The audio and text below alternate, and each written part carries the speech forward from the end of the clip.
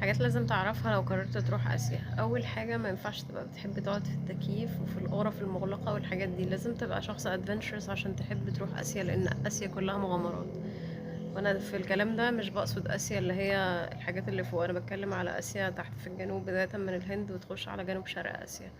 تاني حاجة لازم تكون بتحب تجرب الأكل، يعني ما تكونش عندك مثلا ايه تيمة معينة في الأكل، أنا باكل حاجات معينة ومش بعرف أكل غيرها، معرفش أكل برا البيت والحاجات دي، لأ خالص.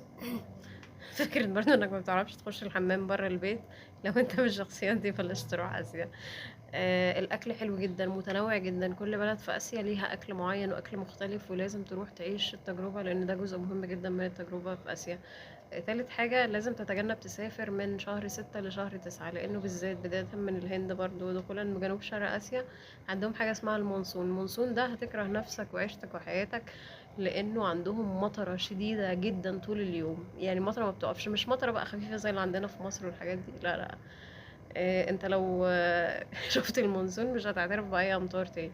فلو ظروف يعني ما ساعدتكش انك تسافر في اي وقت تاني، لازم تشتري حاجه اسمها رين كوت، حاجه شبه كيس الزباله كده، بتلبسها وبتمشي بيها في الشارع عشان ايه؟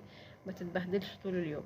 لو انت بنوته حلوه لطيفه ما تفكريش تعملي شعرك لو انت رايحه اسيا، لانه مش بس في المونسون يعني، لكن في بلاد كتيره معظم السنه طول الوقت مطره، زي مثلا بالي عندهم مطره في اوقات غريبه كده في السنه، ده غير المنصور. فلازم تعيشي عيشة الثاج لايف، يعني ايه، وتحبي تجربي كده حاجات جديدة، والحاجات الناس اللي قفوشة والحاجات دي ما تخرجش بره البيت احسن، وما تروحش اسيا خالص عشان ما تزعلش. معظم الجزء ده من آسيا هم سواء هندوس أو كونفوشيين أو بوذيين، عندهم أماكن حلوة جدا تتزور، زي معظمها المعابد الهندوسية والبوذية والحاجات دي، هتنبسطوا جدا جدا من الأماكن دي، خاصة الناس اللي بتعمل مديتيشن ويوجا وساتش اكتيفيتيز، يعني هتنبسطوا قوي، لأنه خاصة في المعابد البوذية أكتر أماكن هتحسوا بسلام في حياتكم لما تدخلوها، زي مثلا دخلت معابد بوذية كتير في الهند، وحاجة فوق الجمال وفوق الحلاوة. من الحاجات المهمة لما تروحوا آسيا لازم تتعايشوا مع الطبيعة، يعني فكرة ان مثلا في نملة معدية او في برص معدي او في سحلية معدية او اي حاجة، حتى لو تعبان، اوعى تفكر انك تقلع الشبشب وتضربه عشان ما تاخدش بالشبشب فوق دماغك، لانه في بلاد كتيرة الحاجات دي بالنسبة لهم مقدسة، وده جزء من الطبيعة. وفي بلاد مثلا زي الهند بيعتقدوا في تناسخ الارواح، فممكن اصلا السحلية المعدية جنبك دي تكون اصلا كانت ابن خالته مثلا في حياته اللي فاتت، فمش بيقتلوا اي حاجة. ما تفكرش ان انت تقتل، يعني لو عدت خنفسة على وشك سيبها تعدي وخليها تعدي مرور الكرام. في بلاد كتير في آسيا بقى عندهم قرود. القرود في سيستم مختلف للقرود. القرود في اماكن كتيره القرود بيبقوا اجريسيف شويه، القرود لو شافوا معاك اي اكل هيخطفوا منك، ممكن يقلعوك نضارتك عشان تديهم الاكل يرجعوا لك النضاره. انا شفت الحاجات دي في معابد في الهند. في بالي برضو مش يعني not this aggressive، بس برضو ايه، ممكن ياخدوا منك حاجات، ولو شافوا معاك اكل شموا الريحه هيطلعوا عينك لغايه ما ياخدوا الاكل اللي معاك. فلو رايحين في اماكن هتزوروها فيها قرود ونسانيس ما تاخدوش معاكم اي اكل، او خدوا اكل على اساس ان انتوا هتدوا الاكل ده. طبعا هتخشوا اماكن مختلفة تماما عن افكارنا ومعتقداتنا، ف لازم يبقى عندك قدر كبير من التعايش ومن المحبة ومن انك ما تتريقش. يعني انا عارفة ان في دمنا احنا كمصريين موضوع التنمر ده بيبقى صعب قوي الواحد كده يتخلص منه، يعني اقعد اطلع في الفيديوهات واقول يا جماعة ما ينفعش نروح الاماكن دي ونتنمر على مش عارف ايه، الاقيني مثلا ماشية مثلا في حتة في بالي ومغطين مثلا ايه من اول الوسط لغاية تحت، ملبسين التماثيل الالهة هدوم، فابقى عايزه اتنمر واقول عيب عيب، انا قلت مش هتنمر وبقول للناس ما تتنمروش. احتفظ بالتنمر بتاعك لنفسك، يعني احتفظ بيه لنفسك في دماغك واضحك عليهم، مش لازم تطلعه براك يعني.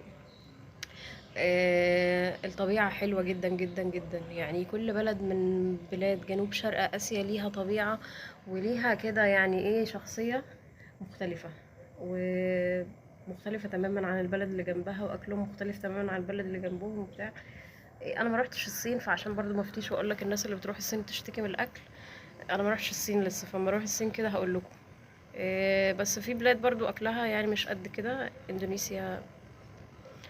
يا اما تاخد معاك اندومي، يا اما تخليك في السيف سايد تاخد فيجيتيريان رايس اللي عندهم، وتقضيها على عصاير بقى وحاجات ايه مقرمشات.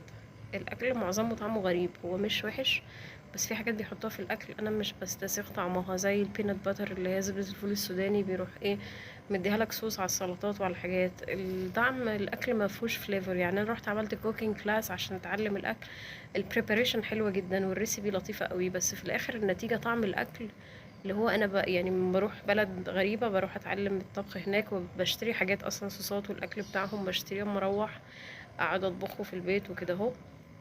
لكن يعني اندونيسيا مش عامله القصه دي. ايه تاني يا ولاد؟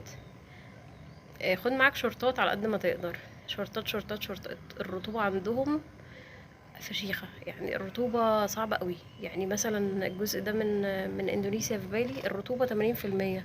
ليه يا جماعة؟ يعني درجة الحرارة مش عالية، يعني الحرارة من 21 22 23 24 لغاية اخرك 30، بس هتموت من الحر. في مطرة، بتلاقي مطرة وسخونة مش طبيعية من الشمس، ده غير الرطوبة. الرطوبة عالية قوي، فخد شورتات بقى، خد لبس كتير روحوا في الصيف، بس تجنبوا زي ما قلت لكم من 6 ل 9. حاولوا ما تروحوش اي حته ناحيه جنوب شرق اسيا بما فيهم الهند يعني. آه لازم تكون محب للطبيعه وتتحد بالطبيعه زي ما قلت لكم، يعني تحس انك جزء من كل الحاجات اللي بتحصل. شايفين حواليا عامل ازاي؟ فده طبيعي، يعني هما مش عاملين مجهود في الزرع ده ان هو يطلع، انت عايش جوه غابات اساسا.